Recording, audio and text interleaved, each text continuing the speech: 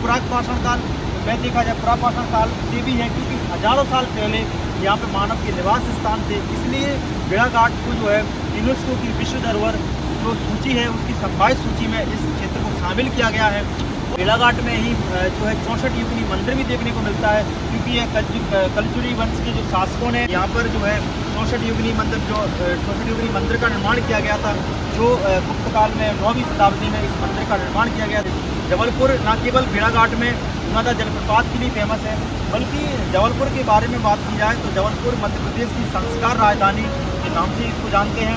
बल्कि संस्कार राजधानी के साथ साथ इसे हम जो है मध्य प्रदेश की न्यायिक राजधानी के नाम से जाना जाता है, क्योंकि यहाँ पर जो है मध्य प्रदेश का एक उच्च न्यायालय हाईकोर्ट स्थित है और इसकी 2 खंडपीठ इंदौर और ग्वालियर में स्थित है। जबलपुर में ही काफ़ी ऐतिहासिक नगरी है।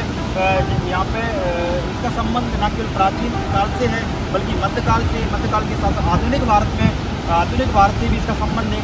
लेकिन प्राचीन काल में अगर देखा जाए तो यहाँ पे हैक वंश का शासन देखने को मिलता है, जिनकी राजधानी कलचुरी थी। उसके बाद मध्यकाल में अगर हम देखा जाए तो मुगल काल में गोंडवाना लैंड जिसे महाकुशल क्षेत्र के नाम से जाना जाता है, या गोंडवाना लैंड के क्षेत्र के नाम से जाना जाता है।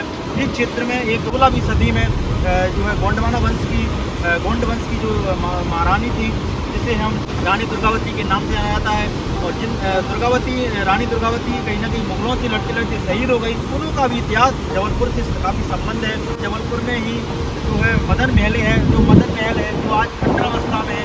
11वीं सदी में जो है इस महल का निर्माण किया गया था मदन मोहन के द्वारा इस महल का निर्माण किया गया था। जबलपुर में ही अगर देखा जाए तो बैलेंसिंग रॉक है। बैलेंसिंग रॉक जबलपुर में काफ़ी फेमस है, एक प्राकृतिक स्थल है। पर बैलेंसिंग रॉक के बारे में देखा जाए तो बैलेंसिंग रॉक में एक चट्टान दूसरी चट्टान पर रखी हुई है, और इतनी बैलेंसिंग अवस्था में रखी है, भूकंप के झटकों से भी इसका कोई प्रभाव नहीं पड़ता है, और इसलिए बैलेंस अवस्था में है। काफ़ी लोग वहाँ पर पर्यटक स्थल आते हैं इस चीज़ को देखने के लिए, क्योंकि एक चट्टान दूसरी चट्टान पर रखी है, इतनी स्थायित्व धारण की है कि वो जो है एक संतुलित अवस्था में है, और इस तरीके से भूकंप के झटकों से भी कहीं ना कहीं उसका कोई प्रभाव नहीं पड़ता है। और जबलपुर की अगर और बात की जाए तो जबलपुर न केवल जो है नर्मदा नदी के किनारे स्थित है, बल्कि यहाँ पे पश्चिम मध्य रेलवे का मुख्यालय है, और जबलपुर में ही जो गन बैरेज फैक्ट्री है, यहाँ पर गोला बारूद का निर्माण किया जाता है सेना के लिए। दूसरा जगह है तो यहाँ पे जबलपुर में व्हीकल फैक्ट्री भी है, यहाँ पर सेना के लिए व्हीकल्स का निर्माण किया जाता है। और अगर आप भेड़ाघाट की जगह और जबलपुर में बने जितने पर्यटक स्थल हैं, जो चट्टानें हैं, सफ़ेद संकरण की चट्टानें हैं, पूरे और जो गुलाबी रंग की जो चट्टानें हैं, इन चट्टानों को देखना चाहते हैं, और तो आप जो है इस स्थान पर आप जो है रेलवे मार्ग से आ सकते हैं, सड़क मार्ग से आ सकते हैं, और यहाँ पे यहीं से 20 किलोमीटर 25 किलोमीटर की दूरी पर जबलपुर रेलवे स्टेशन है। जबलपुर रेलवे स्टेशन के माध्यम से आ सकते हैं। और आधुनिक भारत में अगर देखा जाए तो जबलपुर में 2 आधुनिक काल में 2-3 घटना घटित होती हैं, जो आधुनिक भारत की स्वतंत्रता संग्राम में उनके योगदान है, जिन्हें पढ़ते हैं। जैसे झंडा सत्याग्रह का नाम आपने सुना है। झंडा सत्याग्रह जो जबलपुर में हुआ, और ये जबलपुर न केवल झंडा सत्याग्रह के लिए काफ़ी फेमस है, बल्कि यहाँ पे कांग्रेस का 52वां अधिवेशन हुआ था, जिसे त्रिपुरी कांग्रेस अधिवेशन के नाम से जाना जाता है। इस त्रिपुरी कांग्रेस अधिवेशन की एक विशेषता है, खासियत है, क्योंकि इसलिए फेमस है क्योंकि त्रिपुरा में जबलपुर में जब देश के सबसे युवा क्रांतिकारी चंद्रशेखर आज़ाद को इस जेल में जबलपुर की जेल में रखा गया था। लगभग उनको 7 साल तक ये जेल में रखा गया था, और इसलिए जबलपुर में जो केंद्रीय जेल है उसका नाम जो है सुभाष चंद्र बोस केंद्रीय जेल के नाम से जाना जाता है। लेकिन ये कांग्रेस का 52वां जो अधिवेशन हुआ था, त्रिपुरी कांग्रेस अधिवेशन हुआ था, जो 1939 में कांग्रेस का अधिवेशन हुआ, उस अधिवेशन में कहीं ना कहीं सुभाष चंद्र बोस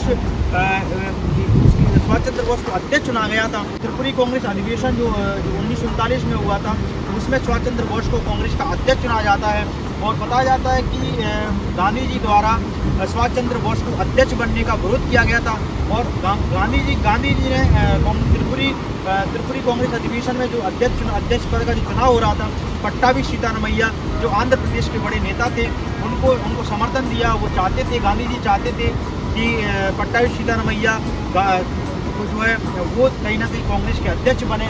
लेकिन क्योंकि उदार तरीके चलते थे वो इस देश जो जबकि सुभाष चंद्र बोस थे वो क्रांतिकारी थे, तो वो कहीं ना कहीं द्वितीय विश्व युद्ध उस समय चल रहा था, तो वो कहीं ना कहीं भारतीय राष्ट्रीय आंदोलन में देश के नेशनल मूवमेंट में कहीं ना कहीं जर्मनी का हस्तक्षेप और तानाशाह जैसे हिटलर और तानाशाह का और हस्तक्षेप चाहते थे।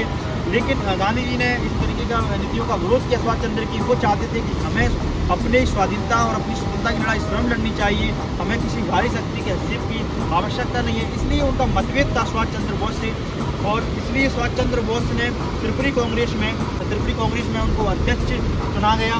और सुभाष चंद्र बोस के द्वारा कांग्रेस के अध्यक्ष पद धारण करने के बाद गांधी जी के द्वारा उनका विरोध किया गया, और गांधी जी ने कहा कि पट्टाधी सीतारमैया की हार मेरी हार है। इसलिए फिर इस चीज़ से निराशा होकर गांधी जी और सुभाष चंद्र बोस के बीच में मतभेद होने के कारण और सुभाष चंद्र बोस ने अब इस कांग्रेस के अध्यक्ष पद से इस्तीफा दे दिया। और उसके बाद उन्होंने जो है अखिल भारतीय फॉरवर्ड ब्लॉक की स्थापना की गई। फिर उन्होंने बड़े स्तर पर जो है बाहरी शक्तियों के माध्यम से, जर्मनी के माध्यम से, जापान के सहयोग के माध्यम से, जर्मनी और जापान के सहयोग देश के आज़ादी में बाहरी शक्तियों के हिस्से को स्वीकार किया। फिर उसके बाद पट्टाभी सीतारमैया को आप देखते हैं कि पट्टाभी सीतारमैया का संबंध मध्य प्रदेश से, इसलिए उनको जो है मध्य प्रदेश का पहला गवर्नर बनाया गया था। जब मध्य प्रदेश गठन किया गया तो उसकी पट्टाभी सीतारमैया का संबंध मध्य प्रदेश से है।